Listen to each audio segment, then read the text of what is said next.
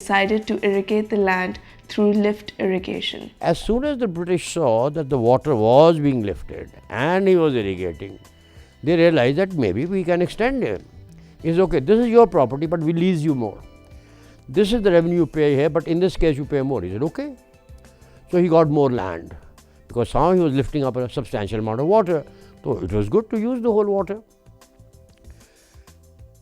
The principle I am trying to tell you is this, that he brought a very major innovation in the whole British thinking of irrigation in Punjab.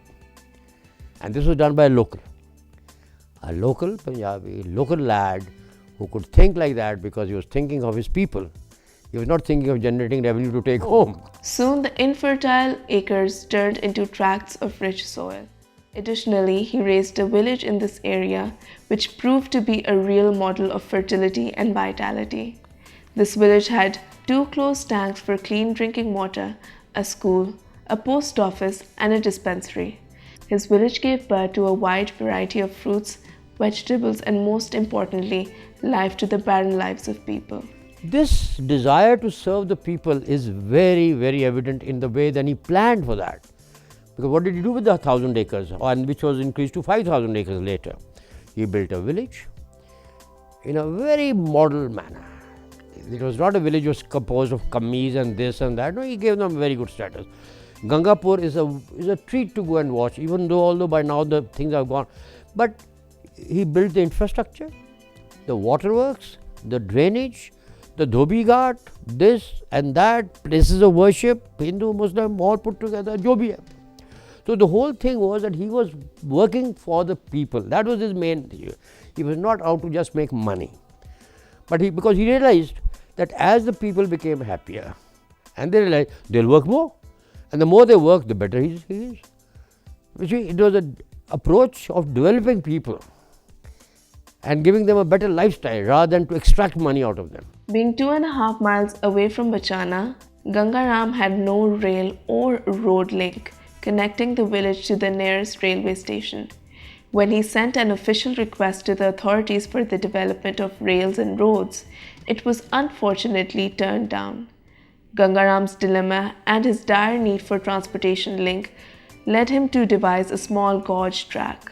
The path between Gangapur and Bachana, which was previously almost impossible to pass through, was made accessible by a steel track on which wooden carriages with steel wheels ran. 3 or 4 trams driven by horses were joined together in order to provide a wholesome way of traveling to the people of Gangapur. The horse tram covered the 2.5-mile distance between Bachana and Gangapur in just 15 minutes. This service ran from 1903 till 1993 and has recently been revived after 17 years. Moreover, he purchased barren lands in Lalpur which stretched for thousands of acres on lease. He then utilized his immaculate engineering skills and modern irrigation methods to turn that arid land into fertile fields. And at that time, the governor of Punjab was so proud that he invited the Viceroy to come and see this great creation by a native Indian, the Gangapur. So the Viceroy came, they all, and the reports are full of praise for him. But I think it also, this is my reading of history, it also created a suspicion. They promptly raised his revenue. He says he's making so much money, he's not paying the government enough. So they raised revenue. He said, okay, I still want more land, I don't mind that. They raised it further. They raised it to a level that no new initiative could start. He also constructed a hydroelectric station on the canal near Rinala Khurd and effectively completed his scheme within the specified time. Sir Gangaram's services were not just limited to engineering and agriculture, but spread its gigantic wings towards education as well. He understood the crucial need for a stable educational system in the subcontinent. Therefore, he contributed in the establishment of the Lady McLagan School for Girls, one section of which was reserved for students of all communities. In 1951, converted to Lahore College for Women, which was housed on Hall Road, and it was shifted here. Even then, this historical building has a landmark on the history of Lahore College. So then we realized that we should work on that and see how actually Sir Gangaram was working. Now, if we see if we want to pay the tributes, then you realize that if somebody is working selflessly, without any profit, without any gain, and maybe he didn't know that people will remember him with such a good name, but even then, and he was not working for his community only, that was for all Indians who were residing in United India at that time. So I think that's how nations are built. He made a generous donation of several lakh rupees for the construction of Punjab's first college of commerce called Haley College. He also made a handsome donation to DAV College, which has now been converted into the Islamia College Civil Lines of Lahore. But the epitome of Sir Gangaram's generosity and benign nature is the Gangaram Free Hospital. Not only is it the most charitable act performed by him, but it is also one of those rare institutions which instill a feeling of hope and security amongst the people in his nation. In 1923, the hospital was taken over by Gangaram Trust Society, and today it ranks second only to Mayo Hospital in its services to the people of Lahore. Gangaram Hospital has got all the disciplines, all the clinical disciplines. You name, and I will say we have. The Gangaram has got the unique feature for having the thalassemia department. It is the biggest center in the province which is looking after the thalassemia patients. It's the total free, right from the disposable syringe up to the advanced antibiotic, whatever is need of the patient, that is being provided by the government, being provided by the Gangaram Hospital. In 1927, Sir Gangaram travelled to London with his son Sevak Ram in order to receive an honour for his unaccountable services to people. He was 73 at this time and was made a member of the Royal Commission for Agriculture. Unfortunately, his ailing health and the continuous strain of his work for the Commission took toll on his life. On 10th of July, while he was residing in London, he suffered from a severe heart attack and departed from this world. His son brought his ashes back to India, where the main portion was scattered in the waters of the Ganga.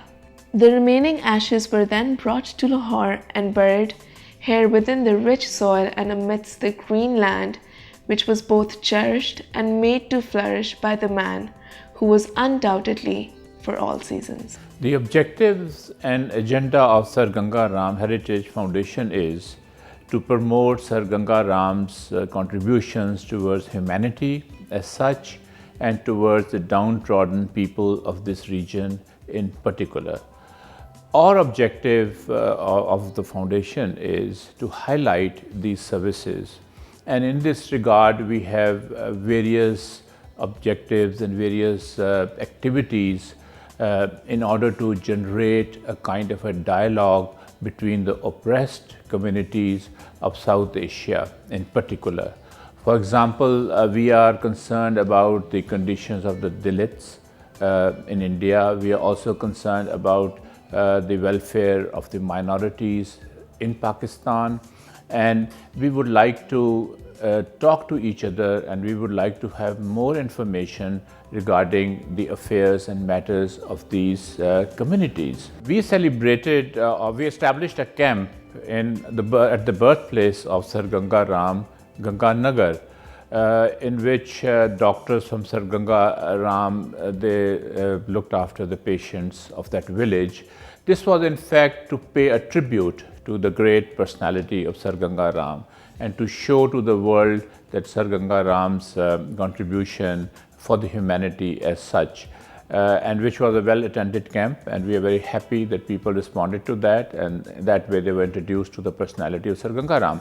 The message of Sir Gangaram Heritage Foundation is that let's get together and try to understand the problems of various communities which are downtrodden, which are deprived of their rights, like Sir Gangaram did. He served the humanity regardless of religion, regardless of caste, regardless of language. he served everybody around him. So that is the message we would like to promote to the world in general and for the region in particular. Come on, let's get together and serve humanity. We would also like to promote Sir Ganga Ram's message of self-help, that instead of looking at the government institutions, instead of looking at the state for all our problems, for all our ills, we should stand up and try to solve our problems ourselves, like Sir Ganga Ram did.